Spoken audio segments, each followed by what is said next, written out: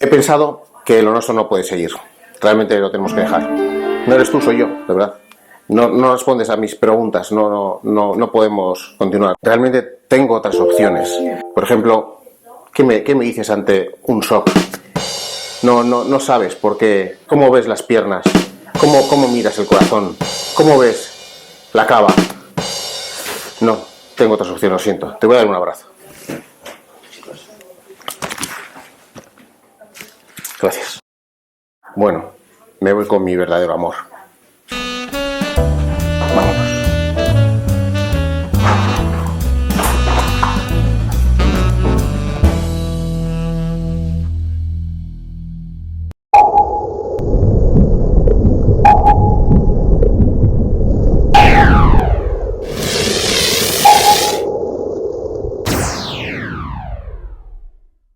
Épica Podcast, ecografía a pie de cama, con Juanjo Zafra y Enrique Ortiz, desde Cosemes, Euskadi. Pues sí, con la ecografía podemos abordar al paciente en shock, como nos va a explicar en este capítulo el doctor Enrique Ortiz. Muy buenas, yo soy Juan José Zafra desde Bilbao y al otro lado tenemos a Enrique Ortiz. Buenas, Enrique. Buenos días, Juanjo.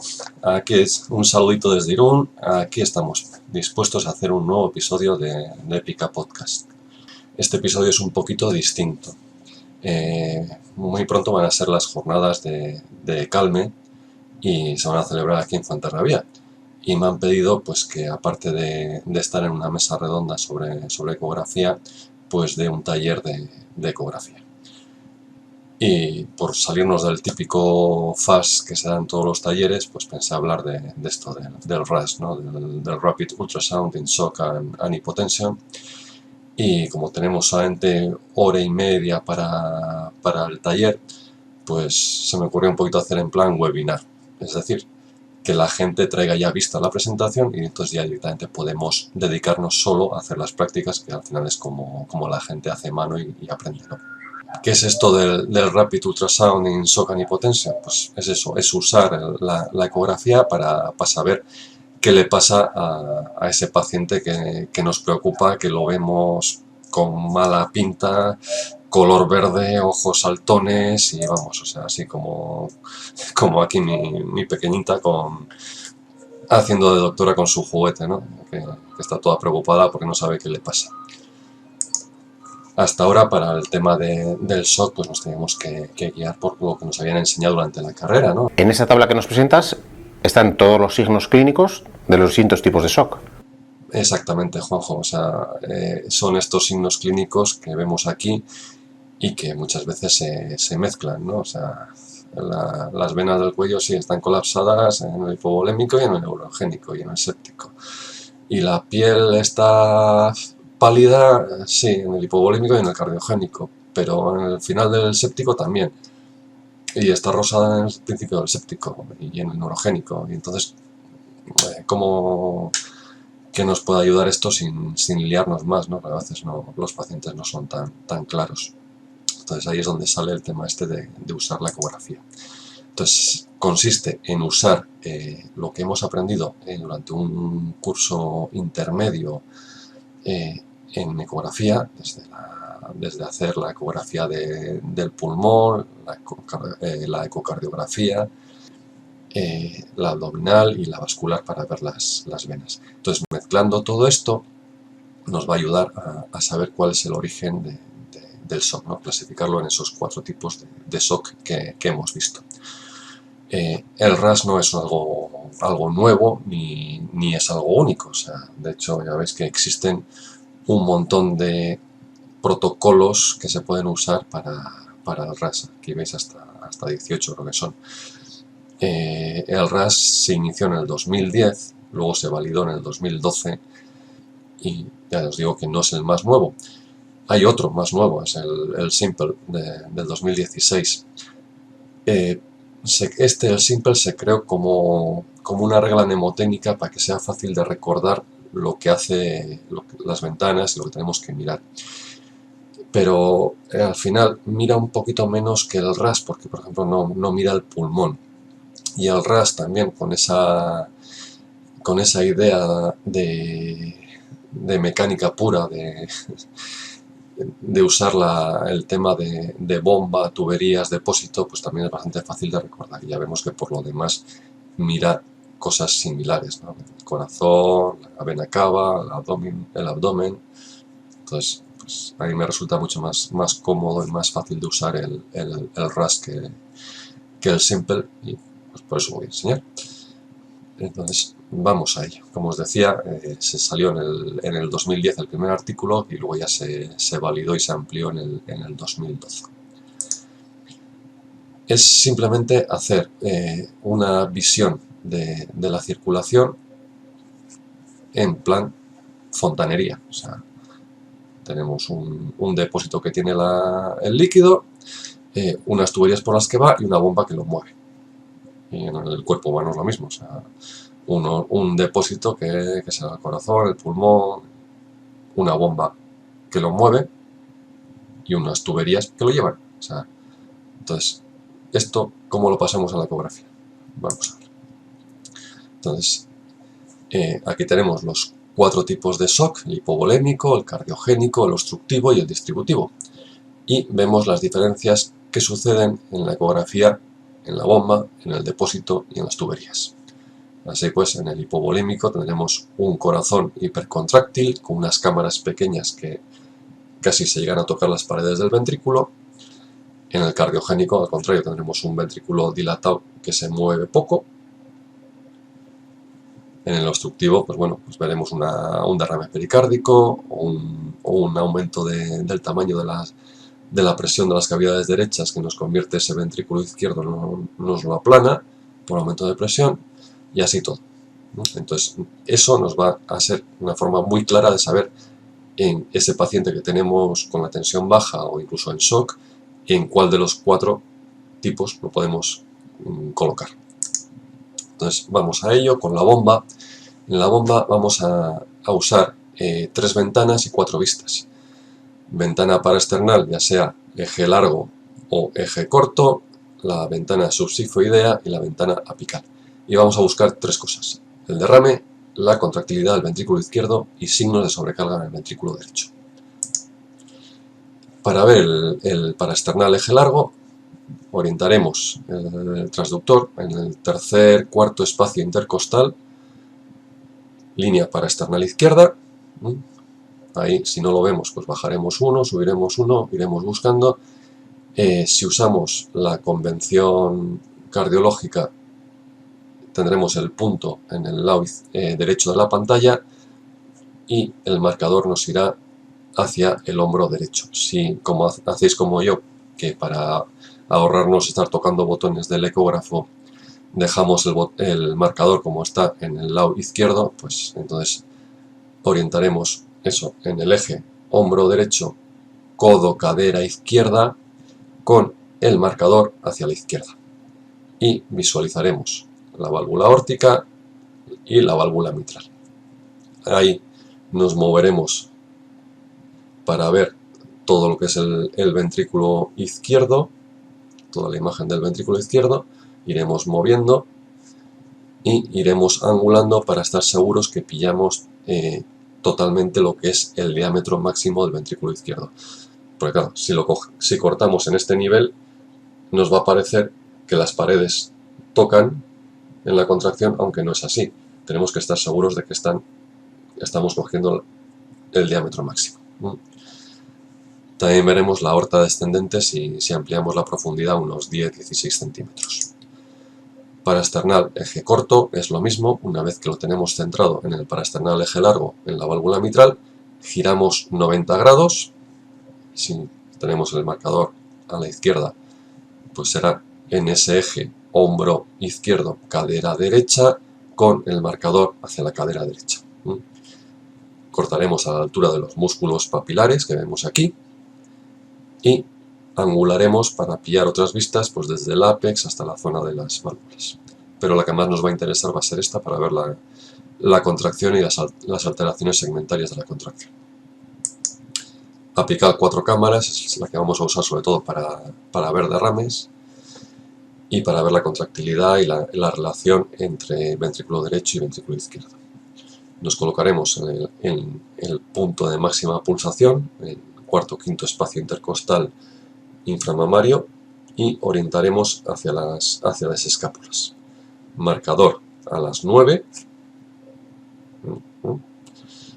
y a 16-18 centímetros para llegar a ver las aurículas, o entre 6 y 10 para ver la función del ventrículo izquierdo. Subcostal es de las, como en el FAST, de las primeras que se aprende, la que es más fácil, ¿no? Usamos el hígado para tener una buena ventana del corazón por debajo de las costillas. Entonces, en epigastrio, orientado hacia interescapular, aquí cambiaremos la forma de coger la sonda, y en vez de cogerla de una forma más como cogemos en el resto de las vistas, como si fuese un lápiz o tal, apoyándonos, en este cambiaremos y la cogeremos con toda nuestra mano, de forma que nos va a permitir hacer mayor ángulo y poder picar mucho más para llegar hacia arriba. Si la cogemos así, no nos va a dar el ángulo para tener esa visión completa. 16 o 24 centímetros, ya veis que es mucho más que en las previas, porque estamos más lejos, para llegar a ver las aurículas. Y aquí vamos a buscar lo que os decíamos, el derrame, la función y el tamaño, ¿no? Derrame. El pericardio es hiperecoico, ¿no? El derrame es hipoecoico. Entonces veremos un derrame entre dos zonas, entre dos líneas hiperecoicas. Primero, el derrame se va a acumular en la zona posterior, salvo que esté loculado. Si lo vemos delante y lo vemos más isoecoico, hay que pensar que igual es grasa. Entonces tenemos que buscar una segunda vista para confirmar. Luego, la diferencia entre el derrame pleural y el derrame pericárdico es que en esta vista, en esta que es una paraesternal eje largo, vemos la aorta. El derrame pericárdico siempre se va a meter por delante de la aorta, mientras que el derrame pleural va a estar por detrás de la aorta. Aquí vemos la aorta y el derrame pleural se mete por detrás. Aquí buscaremos signos de taponamiento, que sería el colapso sistólico de la aurícula, que eso lo veríamos más en la subcostal. Veríamos una aurícula que durante la contracción se colapsa, y ya si es un estadio más avanzado, veríamos un colapso también del ventrículo derecho. Esto se uniría también a la vena cava inferior dilatada. Entonces, luego vemos lo de la vena cava. Vamos a hablar ahora de la función del ventrículo izquierdo y del ventrículo derecho. Aquí diréis, ya empezamos con cálculos, medidas y tal. Eso, si fuésemos cardiólogos, sería así. Pero esto es mucho más fácil. O sea, yo, por ejemplo, si os enseño esta foto y ahora os pregunto cuántos perros hay, ¿cuántos perros habéis visto? O sea, pues, bueno, podemos hacer como los cardiólogos, contar el número de patas, dividirla entre 4 y sacar. Pero no nos interesa. O sea, todos habéis visto otra cosa, algo que destaca, y que es que hay un gato. O sea, pues a nosotros, como médicos de urgencia, nos interesa lo mismo, nos interesa el gato, no nos interesa el número de perros que hay. Entonces, vamos a buscar, para ver la función del ventrículo izquierdo, la excursión del endocardio, es decir, cuánto se acerca ese endocardio, también cuánto durante la contracción se engrosa, veremos que se engrosa, y la válvula mitral, cuánto se desplaza. El ventrículo derecho es todavía más simple, porque como funciona con presiones bajas, lo que nos va a interesar es ver su forma y ver el septo cómo se mueve, el septo interventricular. Y luego lo que os decía, la vena cava inferior. Entonces,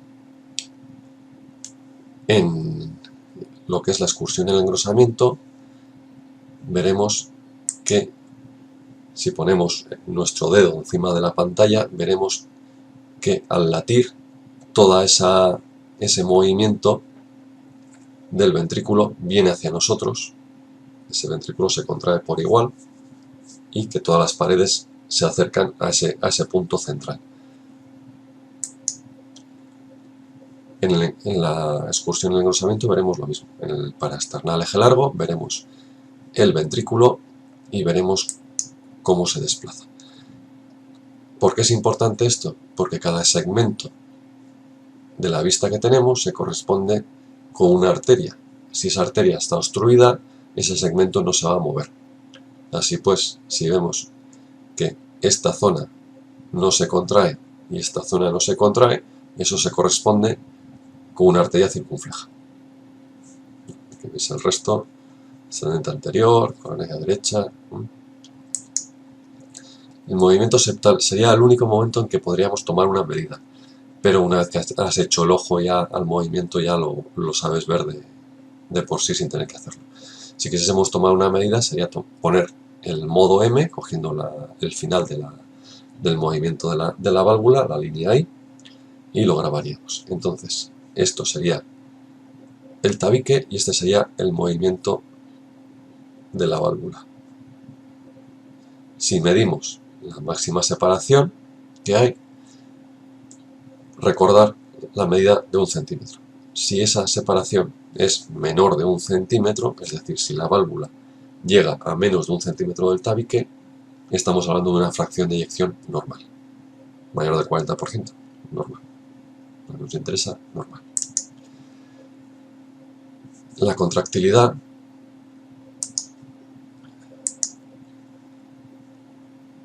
veríamos un corazón hiperdinámico, un corazón que el ventrículo, las paredes del ventrículo casi chocan porque está muy bajo de volumen, entonces tiene que aprovechar al máximo ese volumen para mandarlo para el cuerpo y se contrae al máximo. Entonces las paredes del ventrículo casi se chocan. Luego veríamos una contractilidad normal, sobre todo aquí lo vamos a ver por las válvulas, el movimiento de las válvulas. Si os fijáis, es una válvula que se abre, deja pasar la sangre y se abre. Y abajo veríamos un moderado, un déficit moderado y ya un déficit severo. En el moderado vemos que esas válvulas que antes se abrían, ahora se abren, pero menos. Se abren menos, no es esa apertura tan fácil. Y en el severo dices, ufa, esto se mueve muy poco. Aparte de que es un ventrículo, ya veis dilatado que no se contrae bien.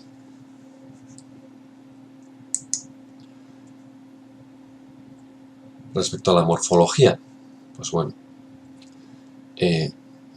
cogiendo la apical 4 cámaras, la relación ventrículo izquierdo con ventrículo derecho suele ser 2/3, 1/3. Si ya empieza a ser 1 a 1, misma medida, esto ya está dilatado. Y si ya es mayor de 1, ya está muy dilatado. Este vemos que es una dilatación crónica, que ya es un ventrículo derecho que no, a diferencia de la estructura normal, ya tiene trabéculas, como si fuese un ventrículo izquierdo. O sea, esto ya nos dice que ya lleva mucho tiempo ese ventrículo funcionando con presiones altas. Si cogemos la paraesternal, eje corto, a la altura de los músculos papilares, y vemos como en esta imagen un ventrículo derecho dilatado, y además ese ventrículo izquierdo, que en vez de ser redondo como hemos visto hasta ahora, el ventrículo derecho lo empuja y le da una forma de letra D. Eso quiere decir que hay una sobrecarga aguda de ventrículo derecho, una sobrecarga aguda de presión. Es decir, tenemos que pensar en un TEP. Entonces tendríamos que ir a buscar las venas a ver dónde está el trombo. Aquí vemos también una apical 4 cámaras con una imagen de dilatación del ventrículo derecho en la que vemos el ápex que se mueve, ese movimiento de ola que hace el signo de McConnell, que tampoco es específico de TEP, también se puede ver en situaciones que aumenten la presión del ventrículo derecho, la sobrecarga pulmonar, como el EPOC y esto. Ahora, depósito. En el depósito vamos a valorar el volumen de sangre que tenemos. Es decir, vamos a ver cuánto volumen tenemos, viendo la vena cava inferior, y vamos a buscar sitios, fugas, por donde se haya podido perder ese líquido. Vamos a buscar líquido libre en el abdomen, con el FAS de toda la vida, y vamos a buscar líquido en la pleura. También buscaremos que ese líquido no se haya ido a otro sitio, como a los pulmones, que nos esté dando un edema agudo de pulmón, o que no haya un problema de compresión externa que no nos permite mover ese líquido del depósito, como sería el caso de un neumotórax. Para ver la vena cava inferior, desde la vista que teníamos antes subcostal, centrándonos en las aurículas, giramos el marcador 90 grados, marcador de la sonda hacia los pies, porque estos lo hacen al revés y se ve así, y lo movemos para centrar la aurícula izquierda y coger el diámetro máximo de la vena cava inferior. Si quisiéramos medir esa vena cava inferior, tendríamos que hacerlo distal a la vena hepática que se ve aquí, o bien a 2 centímetros de la unión entre la aurícula y la vena cava inferior. Ahí lo que tenemos que hacer es mirar cómo varía esa medida con la respiración. Antes se hablaba de usar el modo M, pero ya se ha visto que no es útil usar el modo M, simplemente porque con los aparatos que tenemos, cuando pones el modo M, donde has colocado la línea, la vista esta, te queda estática, te queda parada. Entonces, con la respiración, el diafragma se mueve. O sea, lo que tú tienes una línea estática, realmente no estás midiendo en el mismo punto. Entonces es mejor pausar la imagen, tomar una medida en inspiración y pausar la imagen y tomar otra medida en expiración en el mismo punto. Entonces sí sabes que estás en el mismo punto.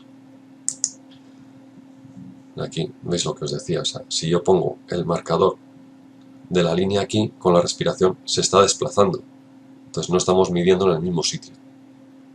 Sería aquí el punto a medir, debajo de la vena hepática, y ya veis que ese punto se desplaza. O sea, no tomamos una medida en el mismo sitio.